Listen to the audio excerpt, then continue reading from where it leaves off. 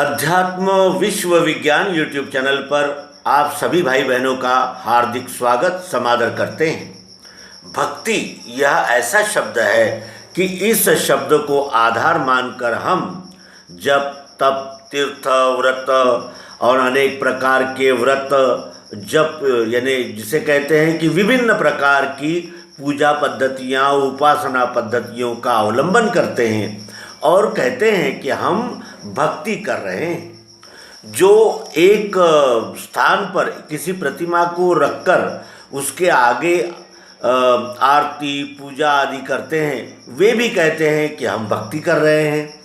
वास्तविक भक्ति क्या है, इस विषय में हम आज सद्गुरु भगवान श्री मायानंद जी चैतन्य इनके विचारों का अवलोकन करेंगे और जानेंगे कि भक्ति होती क्या है, भक्ति का स्वरूप क्या है, भक्ति कैसे की जाती है। संकल्प रहित विश्व सेवा का नाम अनन्य भक्ति है।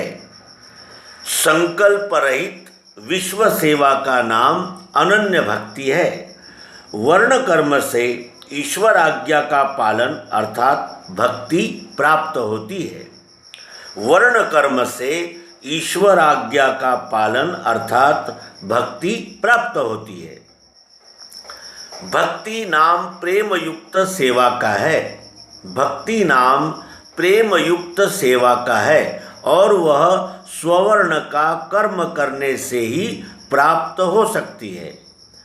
भक्ति नाम सेवा का है, वह परमात्मा के प्रत्यक्ष यथार्थ दर्शन हुए बिना नहीं हो सकती। भक्ति नाम सेवा का है, वह परमात्मा के प्रत्यक्ष यथार्थ दर्शन हुए बिना नहीं हो सकती। अन्य विभूतियों को भक्ति करने से, अन्य विभूतियों की भक्ति करने से उनके गुण मिलते हैं, किंतु विश्वरूप की भक्ति अर्थात सेवा करने से विश्वरूप होता है।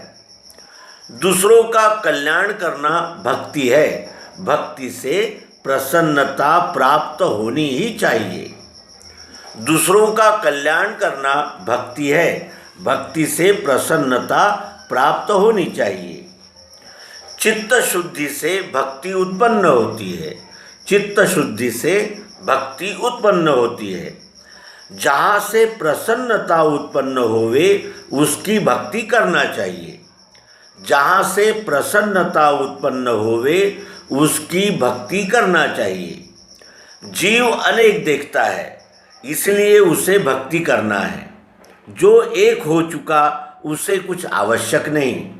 भक्ति शब्द का उदय होते ही विभूति आती है। सेवा करने का नाम भक्ति, वह गीता के कथनानुसार एक ही है। सेवा करने का नाम भक्ति है, वह गीता के कथनानुसार एक ही है। अनन्या अनन्या चिंतयन्तो माम ये जनाः पर्युपासते। निज वर्ण स्वभाव द्वारा सेवा करना यह ईश्वरी नियम की भक्ति है। निज वर्ण स्वभाव द्वारा सेवा करना यह ईश्वरीय नियम की भक्ति है। साध्य साधन से परे भक्ति है। साध्य साधन से परे भक्ति है। अनन्य चिंतन इस योग से वर्ण कर्म द्वारा उपासना यही भक्ति है। अनन्य चिंतन इस योग से वर्ण कर्म द्वारा उपासना यही भक्ति है। स्वरूप का साक्षात्कार अपरोक्ष ज्ञान है। स्वरूप का साक्षात्कार अपरोक्ष ज्ञान है और उसकी सेवा का नाम भक्ति है। अपरोक्ष ज्ञान ये स्वरूप का साक्षात्कार है और उसकी सेवा का नाम भक्ति है। देवों की भक्ति करने से वही शक्ति भक्त को प्राप्त होगी या हो सकेगी जो स्वयं देवों में है। यक्ष राक्षसों की सेवा करने से उनका बल प्राप्त होगा और भूत प्रेतों की भक्ति से भूतों के सामर्थ्य से संपन्न होगा। इससे अधिक उद्देश्य इससे सिद्ध नहीं होगा।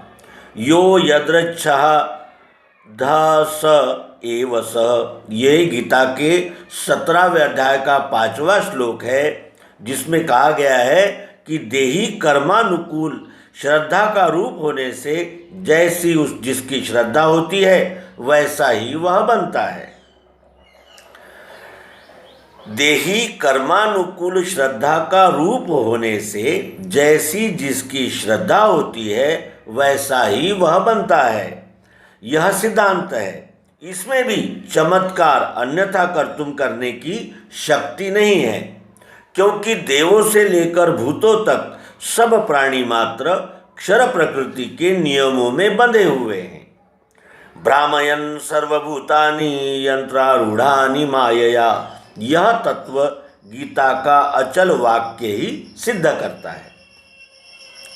सत्व गुणात्मक वृत्तिमान पुरुष तत्वमसि, वह तू ही है। इस महावाक्य का अनुभव लेकर अहम का समष्टि रूप विश्व में लय होने से सर्वम खल्विदम ब्रह्म, यह सब ब्रह्मरूप अर्थात ब्रह्म ही है, इस प्रकार होता हुआ विश्वरूप को अधिष्ठान करता है। और वह नवविधा भक्ति विश्वम विष्णु की ही अर्थात विश्व यह विष्णु अर्थात पुरुषोत्तम परमेश्वर रूप ही है, इस प्रकार करता है, अन्य किसी विभूति की नहीं। सत्वगुणात्मक वृत्तिमान पुरुष तत्वमसि, वह तू ही है। इस महावाक्य का अनुभव लेकर अहं का समष्टि रूप विश्व में लय होने से सर्वम खल्विदम ब्रह्म, यह सब ब्रह्मरूप ही है, इस प्रकार होता हुआ विश्वरूप को अधिष्ठान करता है।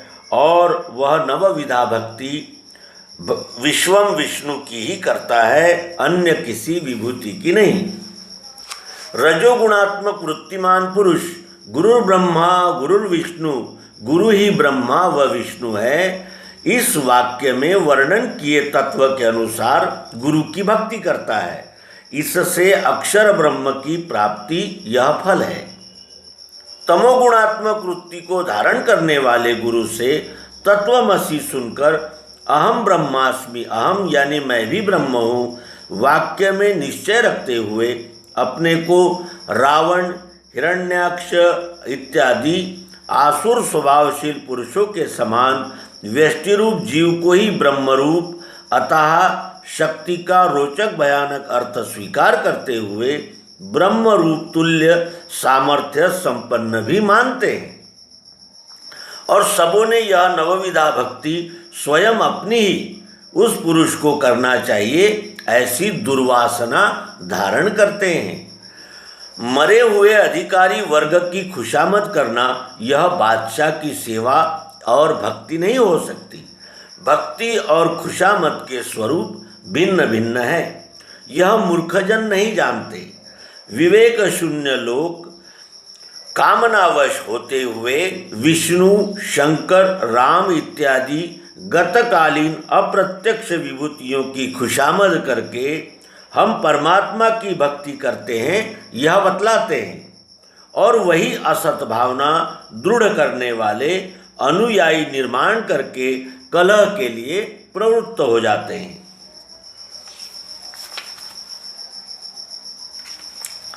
दिखाऊ सेवा यह भक्ति नहीं हो सकती। दिखाऊ सेवा यह भक्ति नहीं हो सकती। सच्ची भक्ति प्रेम से ही होती है, और सच्चा प्रेम प्रत्यक्ष दर्शन होने के अनंतर ही उत्पन्न होता है। दर्शन दिव्य दृष्टि से होता है।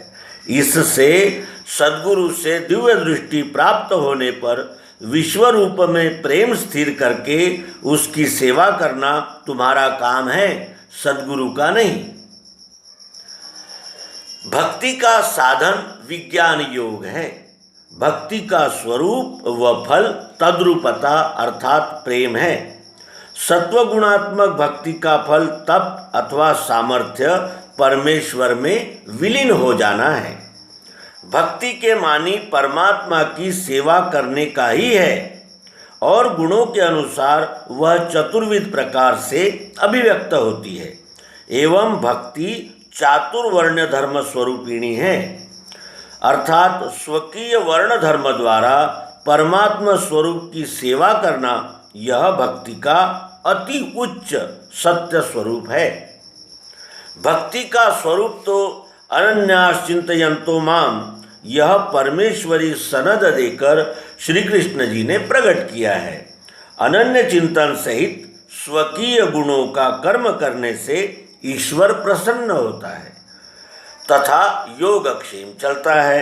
यह सिद्धांत होते हुए सांप्रदायिक लोग जो कुछ करते हैं वह भक्ति ही है, ऐसा यदि कहें तो यह भक्ति करने वाले सांप्रदायिक मताभिमानी लोगों को याचक वृत्ति धारण करने एवं श्वान वृत्ति से निर्वाह करने की नौबत क्यों आई? इससे ज्ञात होता है कि उनका मार्ग भक्ति मार्ग नहीं है, यज्ञ कर्म है और इसी से भक्ति मार्ग का उपरोक्त श्री कृष्णोक्त फल उन्हें प्राप्त नहीं होता। वह संतों के अनुभव से भरे हुए वचनों पर विश्वास न रखते हुए केवल उनके स्वभाव धर्म के अनुसार चलने की इच्छा करते हैं, उसी का यह नतीजा है। इसमें कोई आश्चर्य की बात नहीं।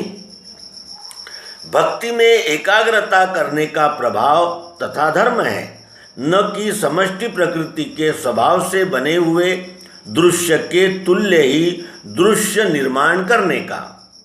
सभी दृश्य क्षर प्रकृति का है और यह त्रिगुणात्मिका अव्यक्त क्षर प्रकृति एक ही है, दो नहीं। अतएव अपने से भिन्न रूप बनाने की कल्पना उसे होना ही संभाव्य नहीं है। उसके बाहर अर्थात दूसरा व्यक्त अथवा अव्यक्त पदार्थ यदि अस्तित्व में होगा तभी उस व्यक्त या अव्यक्त पदार्थ से और उसके समान ही अन्य पदार्थ वह निर्माण कर सकेगी। परंतु अव्यक्त प्रकृति यह एक ही होने से उसके बाहर का पदार्थ यह संज्ञा ही युक्तिहीन तथा न्याय विसंगत है। फिर उसके स्वभाव में प्रकृति स्वभावानुवर्ती प्राकृतिक नियमों से बंधे हुए देवों में भी यह कल्पना निर्माण होकर सिद्ध हो जाना किस प्रकार संभाव्य है?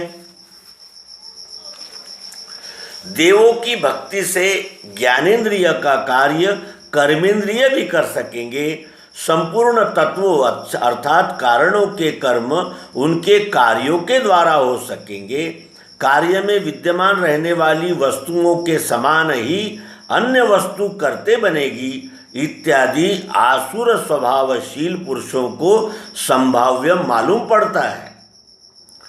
अनुराग से भक्ति की प्राप्ति होती है। भक्ति के 9 प्रकार श्रवण, कीर्तन, स्मरण, पाद सेवन, अर्चन, वंदन, दास्य, सख्य और आत्मनिवेदन है। श्रवण से लेकर आत्मनिवेदन तक सब समान है, परंतु प्रथम श्रवण अर्थात दिव्य दृष्टि नहीं मिली तो भक्ति नवविधा भक्ति व्यर्थ है।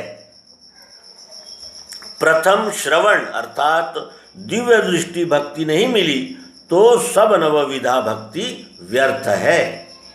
श्रवण भक्ति से लेकर आत्मनिवेदन भक्ति तक जो भक्ति के नवविध प्रकार है उन सब में ईश्वर में मिला देने की वासना का ही उद्दिष्ट है और ईश्वर रूप होने के पश्चात इच्छा राहित्य प्राप्त होना यही उसका फल निर्देश किया गया है। अर्थात इच्छा राहित्य से विपरीत फल एवं चमत्कार कर्तुक इच्छा शक्ति प्राप्त होना यह इस भक्ति का फल नहीं हो सकता। नवविधा भक्ति ज्ञानोत्तर अर्थात ज्ञान रूप व ज्ञान पूर्वकालीन अर्थात अज्ञान रूप अथवा निष्काम फलेच्छा रहित व सकाम फलेच्छा युक्त, इस प्रकार द्विविध भेद युक्त संभाव्य होने से भक्ति के सामान्यतः पराभक्ति और गौणी भक्ति यह 2 मुख्य भेद होते हैं। मुमुक्षु व ज्ञानी पुरुषों की फलेच्छा रहित अर्थात निष्काम रहती है और आर्त व अर्थार्थी जनों की फलेच्छा सहित अतएव सकाम होती है। काम्य बुद्धि रहित अर्थात निष्काम पराभक्ति में भी गौणी भक्ति के समान ही त्रिविध गुण भेदों से त्रिविध प्रकार होते हैं। भक्ति ज्ञान व कर्म की ऐक्यता पुरुषोत्तम अक्षर व क्षर का स्वरूप दिव्य दृष्टि द्वारा यथार्थ निश्चय करने से होती है। भक्ति ज्ञान व कर्म की ऐक्यता पुरुषोत्तम क्षर और अक्षर का स्वरूप दिव्य दृष्टि द्वारा यथार्थ निश्चय करने से होती है। संप्रदाय भिन्न भिन्न कल्पनाएं करते हैं, उनमें अनन्यता नहीं है। भक्ति बल से देव वशीभूत होकर अपना सर्वस्व भक्त को देता है। इसका वास्तविक आशय ये है कि भक्त को देव निज रूप में मिला देता है, अर्थात जिससे निज रूप में एक अग्र अर्थात एकाग्र एक रूप करने की शक्ति प्राप्त होगी। उस सामर्थ्य को वह प्रदान करता है। प्रकृति के सनातन स्वयंभू स्वभाव में भी रद्दो बदल करने की शक्ति वह भक्त को प्रदान करता है, ऐसा उसका आशय कदापि नहीं हो सकता। प्रकृति स्वभाव प्रत्यक्ष सामने विद्यमान अर्थात अनुभूत रहते हुए भी जो कहेगा कि भक्ति योग से अन्न सेवन न करके भी पेट भर जाएगा, नासिका से श्रवण और कान से गंध ग्रहण होगा और सूर्य का चंद्र तथा चंद्र का सूर्य करते बनेगा, ऐसा कोई कहे तो उसे यह उत्तर है कि यह कदापि करते नहीं बनेगा। सद्गुरु की शरण में रहने से भक्ति योग सिद्ध होता है। सद्गुरु की शरण में रहने से भक्ति योग सिद्ध होता है। असंभव का संभव करने की शक्ति भक्ति योग से प्राप्त होगी, यह कल्पना ही विकल्प है। असंभव का संभव करने की शक्ति भक्ति योग से प्राप्त होगी, यह कल्पना ही विकल्प है। जीव रूप व्यष्टि भावना में ही भय रहता है। जीव रूप व्यष्टि भावना में ही भय रहता है और भय के 3 प्रकार है, रोचक, भयानक और यथार्थ। इनमें विज्ञानी को यथार्थ का भय प्रारब्ध समाप्ति तक रहता है, रोचक भयानक नष्ट हो जाता है। तो मित्रों, हमने भगवान श्री मायानंद जी चैतन्य इनकी विविध ग्रंथों से प्राप्त सुक्तियों का अवलोकन किया और ये हमें केंद्रीय अध्यात्म विज्ञानशाला मानधाता ओंकारेश्वर जिला खंडवा मध्य प्रदेश द्वारा प्रकाशित बुद्ध सूक्त द्वितीय खंड से प्राप्त हुई है।